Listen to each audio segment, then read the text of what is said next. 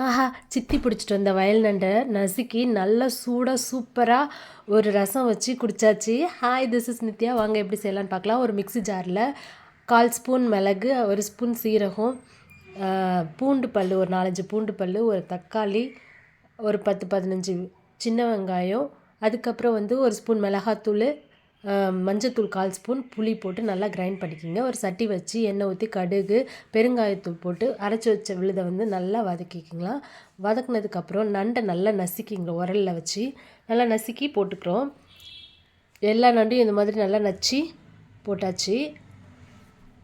இப்போ கொஞ்சோண்டு உப்பு போட்டு நல்லா கலக்கி விட்டு தண்ணி ஊற்றி கொதிக்க விட வேண்டியது தான். நல்லா கொதித்த உடனே இதை நல்லா வடிகட்டணும். பாருங்க, சூப்பராக கொதிச்சிருச்சு. இதை நல்லா வடிகட்டி குடித்தோம்னா சளி போகும்னு சொல்லுவாங்க. எங்கள் மாமனார்லாம் இதை வந்து ஆவி பிடிக்க சொல்லுவார் இந்த குழம்பு வச்சு. உங்களுக்கு பிடிச்சிருந்தா ஒரு லைக் போடுங்க. பாய்.